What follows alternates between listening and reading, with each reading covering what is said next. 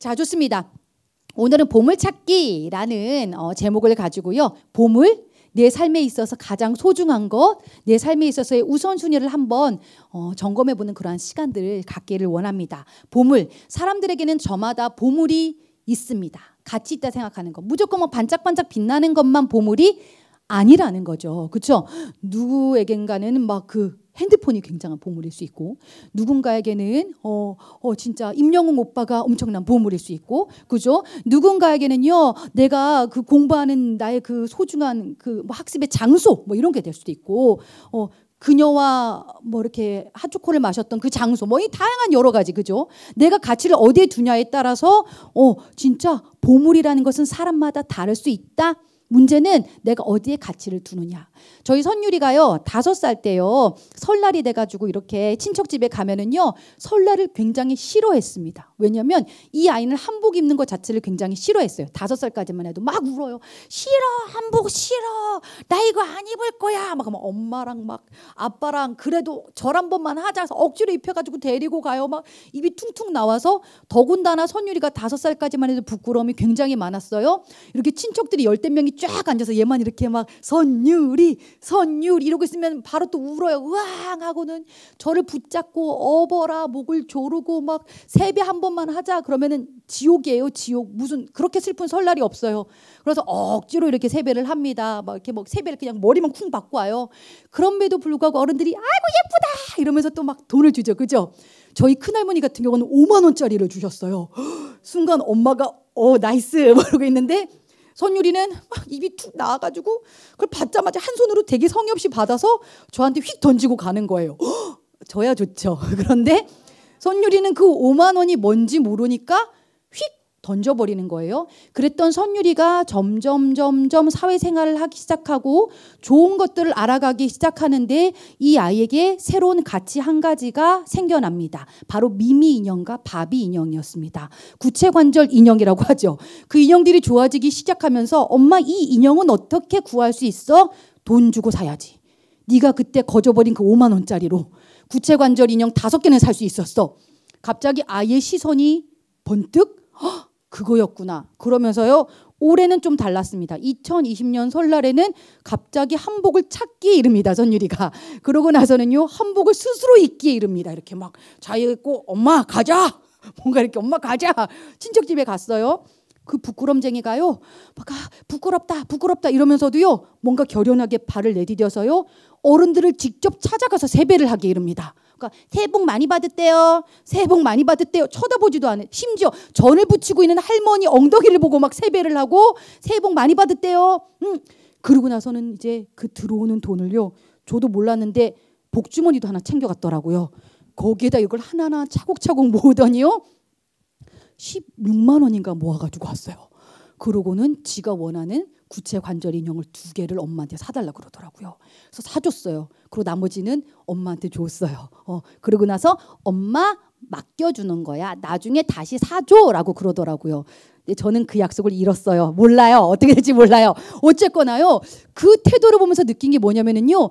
이 녀석이 좋아하는 게 생기고 자신이 보물이라 여기는 가치로운 것들을 생각하니까 어때요? 자기가 고수했던 패턴을 내려놓더라고요. 한복 입기 싫은 한복 입고요. 나의 부끄러움을 극복하고요. 자기 자신의 나름의 가지고 있던 자아를 포기하고 그 보물을 얻기 위해 최선을 다하는 모습을 발견했어요. 즉 이게 뭐예요? 보물을 발견했을 때 나타나는 사람들의 대부분의 특징들이라는 거예요. 그러고 나서 이제 오늘 본문을 보니까요. 역시나 보물을 발견한 2 인물이 발견되어집니다. 예수님께서 비유로 말씀하시는 부분인데요. 한 분의 직업은 농부입니다. 그러나 가난한 농부였어요. 가난한 농부라서 나의 밭에서 이렇게 일을 하는데요. 당시의 이스라엘, 예수님께서 비유로 말씀하시던 그때의 이스라엘 문화 중에 뭐가 있었냐면요. 귀중품을 있으면은요, 뭐 어디 집안에 어디 숨겨놓는 게 아니라 땅을 파고 묻어두는 습관이 있었습니다. 땅을 파고요. 그게 되게 보편적인 문화였어요. 그래서 계속 뭐 천국 뭐 땅 파고 숨겨놓고 뭐 이런 구절들을 여러분 많이 발견했죠. 그게 이스라엘 문화가 그러했어요. 남자들이 전쟁터에 나아갈 때에 혹은 가족들이 긴 여행길에 떠날 때에 대부분 이스라엘 백성들은 자기들만 아는 장소에 땅을 파고 보물을 묻었어요. 하지만 그러다가 불의의 사고로 전쟁터에서 전사한다거나 여행 중에 객사를 하면 그 보물은 어떻게 되는 거예요? 그냥 거기 묻혀진 거죠. 누군가가 이렇게 지나가다 툭툭 해서 딱 발견을 하면은 누가 주인이 되는 거예요? 발견한 사람이 주인이 되어지고 이것은 합법으로 인정이 되어졌던 당시의 문화가 있었습니다. 지금 당장 또 막 삽들고 이스라엘 가려고 하면 안 돼요. 그죠? 이미 많이 세월이 흘렀어요. 그러한 문화 가운데에서 한 농부가 자신이 고용되어 일용직으로 일하던 그 밭에서요. 그 숨겨진 보물을 발견한 거예요. 그런데 그 보물의 그 양이나 그 질이나 가치가 어마무시했던 거죠. 우와 이거 어떻게 그리고 나서는요 바로 그것을 다시 감춰두고 돌아가서 일상으로 돌아가서 자기의 있는 소유를 다 딸딸딸딸 하나도 없이 다 전부 모아서 전부를 다 갖다 팔아버려요. 그리고 갖다 판 돈으로 무엇을 샀을까요? 그 밭을 사버리는 거예요. 그 밭에 뭐가 묻혀져 있었으니까? 맞아요. 보물이 묻혀져 있었으니까. 그리고 나서 그는 내 거 다 팔아가지고 이거 샀다 억울하다 이게 아니라 뛸 듯이 기뻐했다라는 것이 본문에 소개되어져요. 너무 기뻤어요. 아싸 이건 뭐 지금까지 내 소유하고는 비교할 수 없어. 난 이제 부자야. 난 이제 세상에서 최고로 행복한 사람이야. 최고의 가치를 발견했어 라고 행복해하는 지금 농부의 모습이고요. 그 다음으로 나타난 사람은 무엇을 판매하는 상인이었죠? 누구였어요? 뭘 팔아요 지금 이 사람은? 그 다음 나온 사람? 맞아요. 진주예요.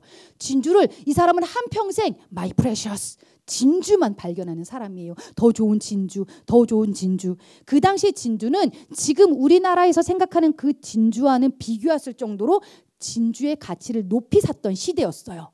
진주가 너무나도 값지고 그 좋은 진주 코딱지만한 거 하나를 발견하는 순간 이 사람의 인생이 바뀔 수도 있는 게 당시의 정황이었어요.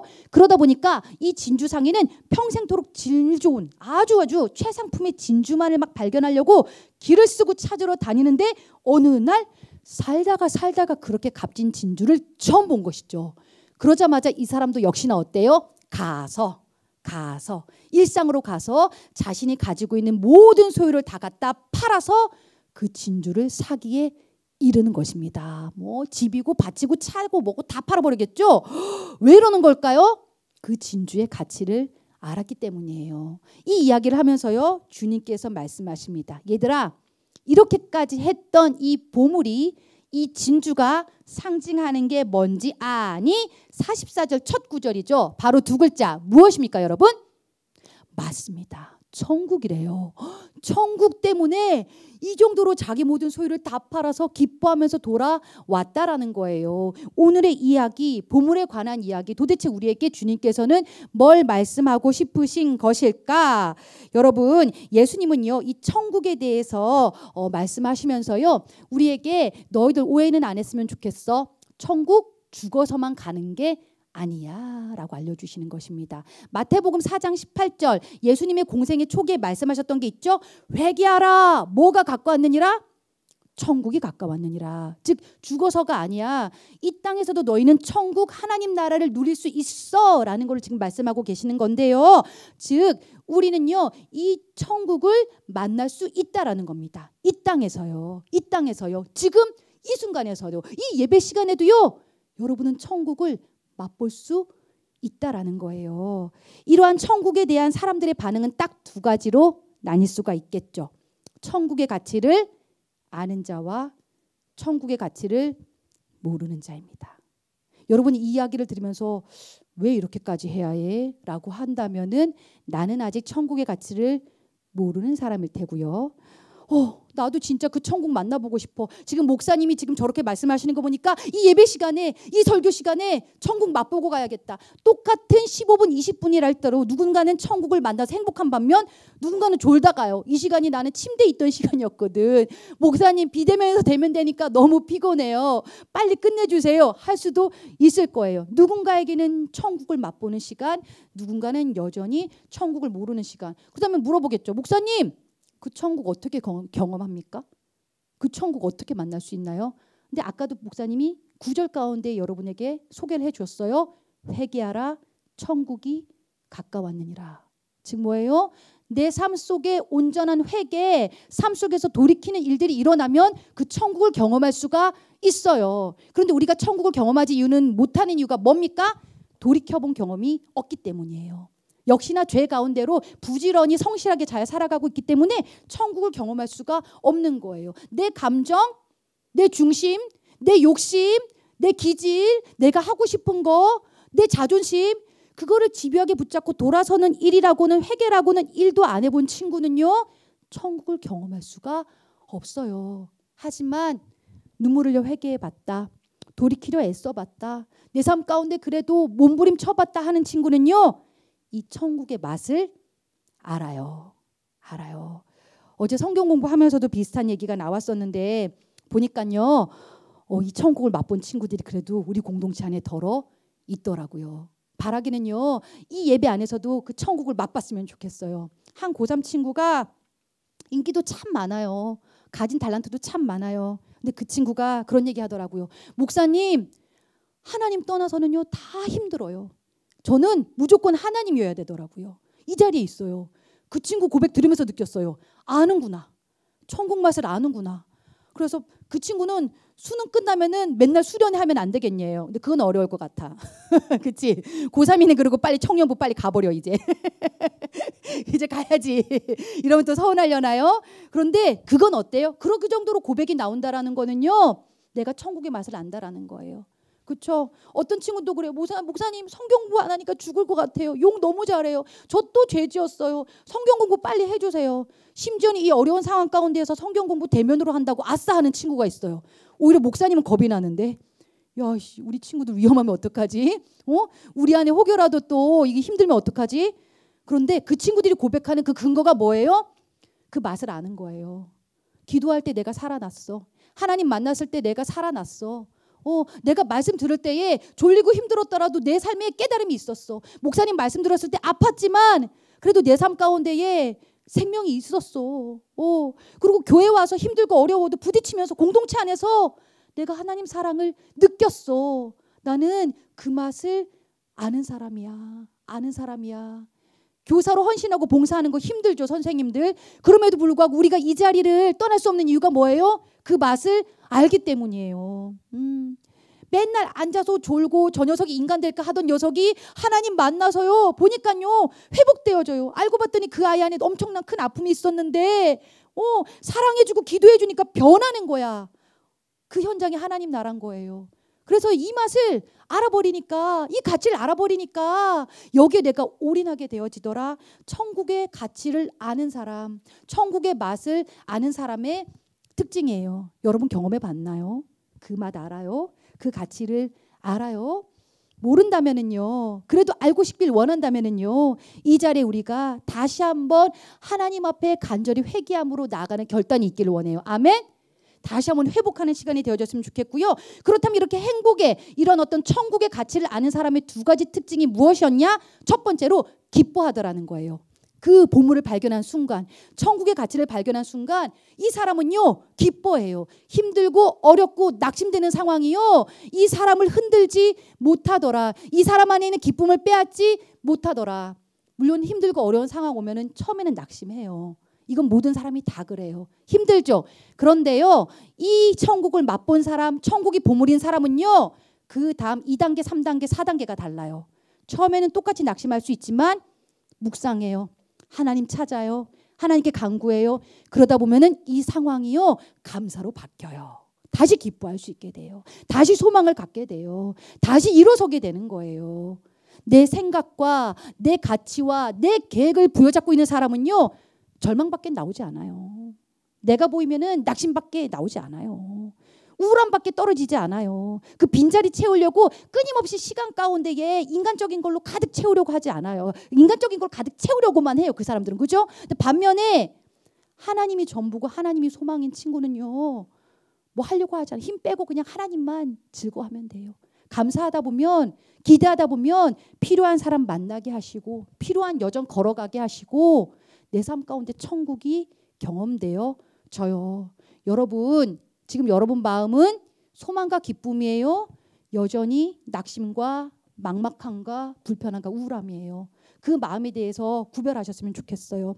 천국의 가치를 아는 자 기뻐한다. 기뻐한다.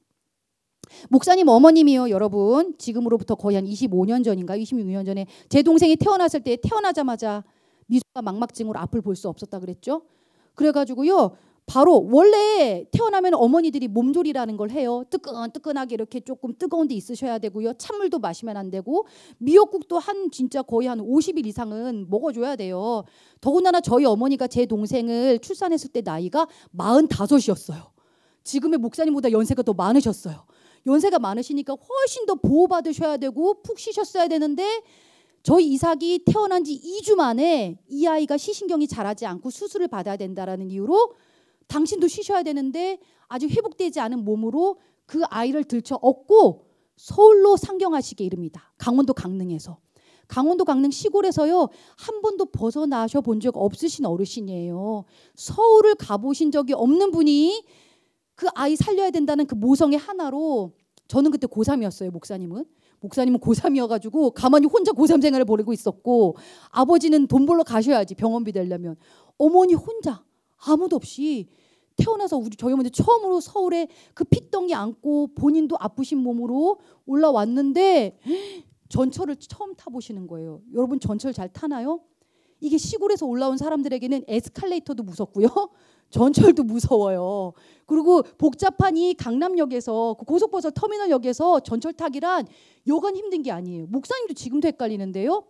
근데 저희 어머니가 벌벌 떨면서 이제 그 버스에서 내리신 거예요. 서울대학병원을 찾아가야 되는데 애 하나를 얻고 다들 막 이렇게 쳐다보는 거야. 정신 나간 여자 아니야? 웬 백발이 성성한 할머니가 저 핏덩이를 얻고 지금 뭐 하는 짓이야? 신고해야 되는 거 아니야? 사람들이 그런 시선으로 목사님 어머니를 쳐다봤대요. 근데 어머니도 막막한 거예요. 근데 그 자리에서 그냥 가만히 서서 기도했대요. 하나님 도와주세요. 하나님 도와주세요. 이 생명 주셨으니까 책임져 주셔야죠. 그리고 지금 저 아무것도 못해요. 저는 서울 처음 와봤어요. 전철 어떻게 타는지도 몰라요. 큰일 났어요. 하나님. 얘도 저도 죽게 생겼으니까 하나님 좀 살려달라고. 하나님밖에 안 보여요. 저 여기 아는 사람도 없고 막막하니까 그냥 그 자리에서 진짜 혼자 훌쩍훌쩍 우시면서 한 시간을 그냥 기도하셨대요. 거기서 이렇게 막 들쳐 업고서는 하나님 도와주세요. 하나님 도와주세요. 근데 여러분 저희 어머니는 그런 경험들을 가끔 하셨어요. 너무 막막하니까 진짜 하나님밖에 볼 수 없으니까 목사님은 그런 신비주의적인 거 별로 좋아하지도 않고 목사님은 뭐 꿈 꿨다 음성 들었다 이런 거 별로 안 좋아해요. 목사임에도 불구하고 별로 신뢰 안 하는데 저희 어머님이 그 당시에 그런 음성을 들었대요. 얘야 가자 그러더래요.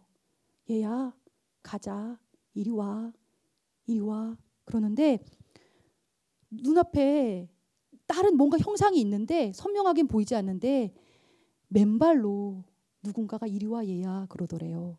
근데 어머니 마음속에 주님이다. 그 확신이 들었대요. 주님이다.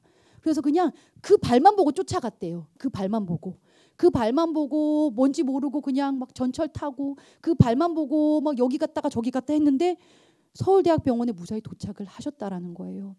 그 경험을 하시고 나서는요. 저희 어머니는요. 무조건 기도하고 가시는 거예요. 주님 앞장서 가세요. 제가 쫓아가겠습니다. 주님 앞장서서 가세요. 제가 쫓아가겠습니다. 그렇게 20년을 사셨어요. 제 동생을 데리고 다니시면서. 안 그러면 막막해서 살아갈 수가 없으니까. 그런데 정말 주님께서요. 늘 그렇게 선하게 인도해 주셨대요. 때로는 좋은 사람을 붙여주기도 하시고 때로는 정말 저희 어머니에게 이렇게 밝히 볼 수 있는 그런 눈도 주시고 지혜도 주셔서 너무나도 감사하게도 지금은 서울 지리에 아주 너무나도 밝으신 분이 됐어요. 지금은요. 저보다도 서울을 더 잘 아세요.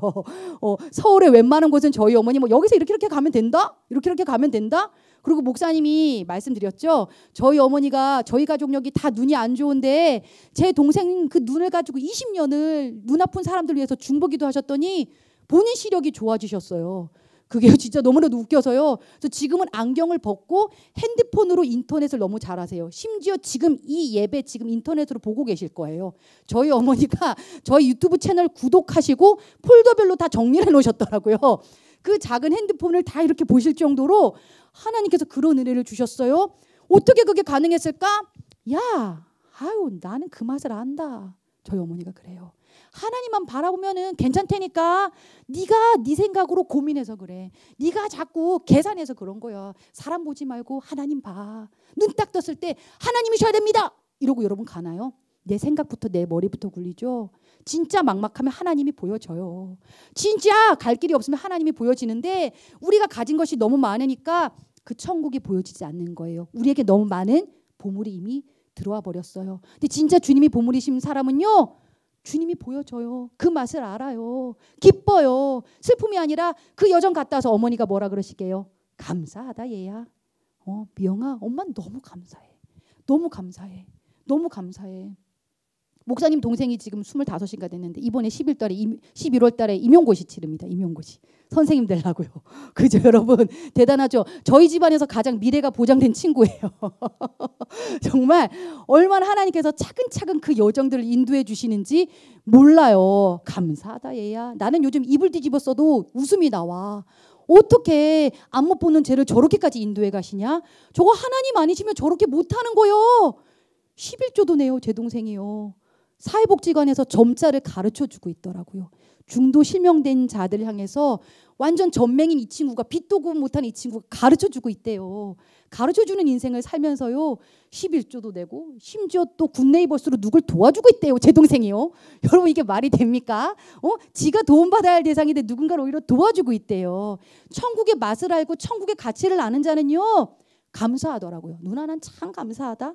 그리고 이번에 올해 저희 선율이한테 세뱃돈 10만 원을 줬어요. 제 동생이요. 얼마나 감사한지 몰라요. 자꾸 돈 얘기해서 너무 죄송한데 우리가 자꾸 이렇게 돈을 얘기해야지 뭔가 자꾸 솔깃하니까 얘기는 하지만 그냥 뭐예요? 그 정도로요. 더 큰 가치가 오니까요. 나머지는 별 쓸모가 아니라는 거예요. 하나님이 최고셨다. 내 인생을 가장 가치 있게 인도하시더라. 그 가치를 아는 사람은 기뻐한다. 또 하나 뭐예요? 그 천국의 맛을 아는 사람은요. 내 모든 소유를 팔아서 이제는 그 가치를 얻으려고 애써요. 예. BTS가 최고인 줄 알았지. 내 최고의 가치가 BTS인 줄 알았어. 그런데 뭐야? 투바투가 나와버렸어. 그지? 그 다음 이 팀이 나왔어. 그러니까 어때? BTS가 싹 사라져. 더 젊고 멋있는 애들이 나와.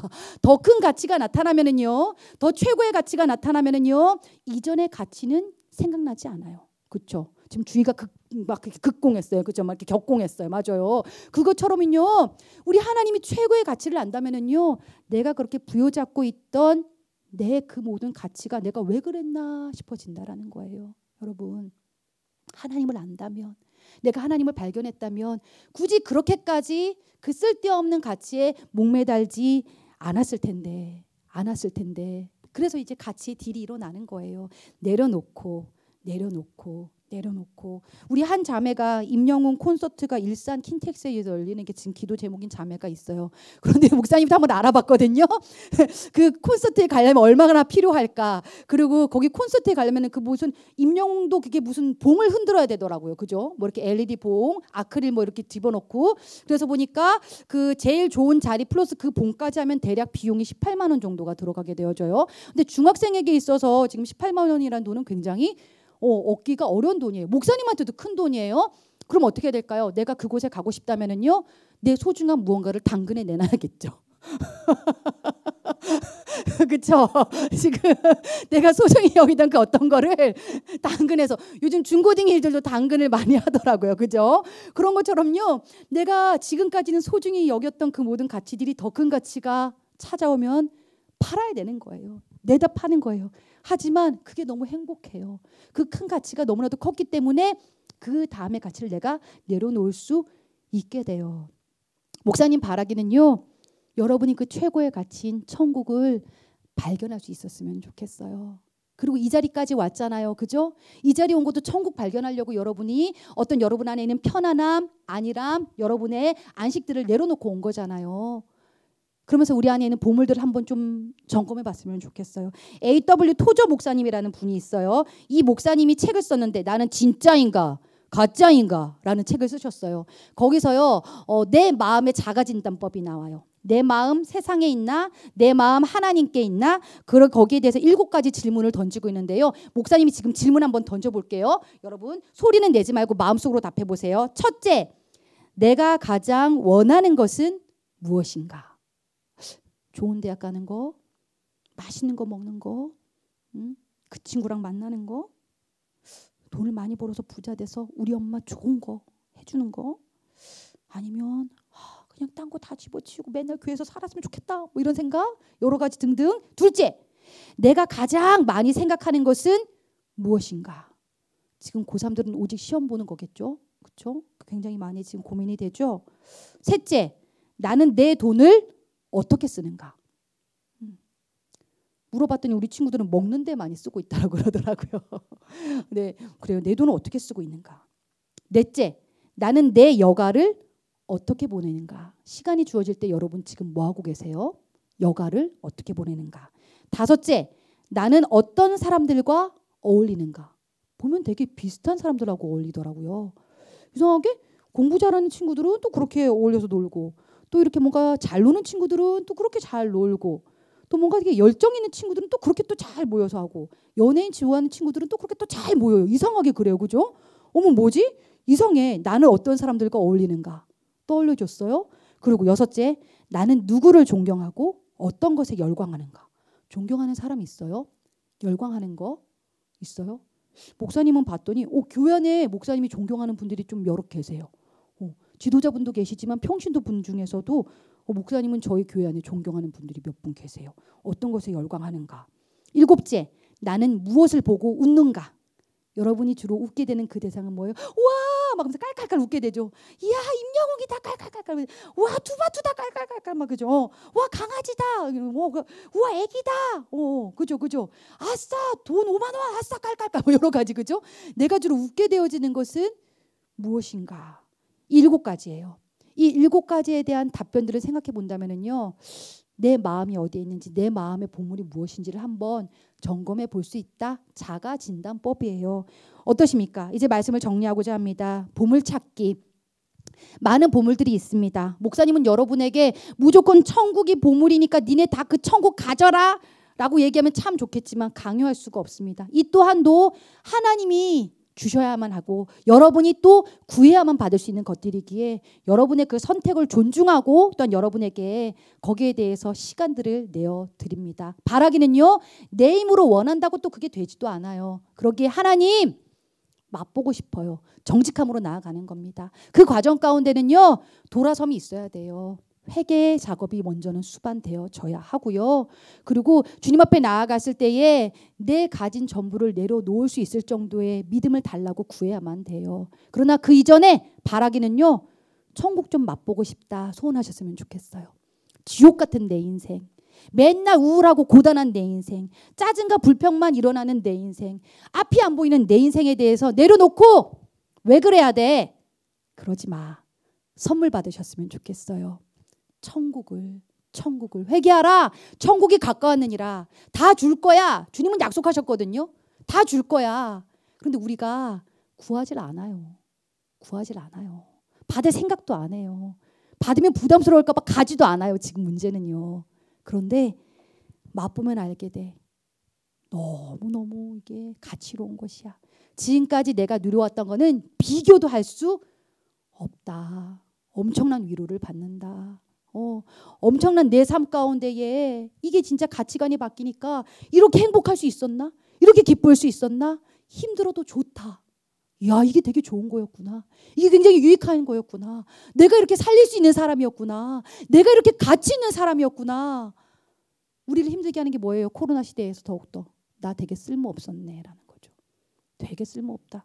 할 줄 아는 게 하나도 없다. 앞으로 어떻게 살아야 되냐.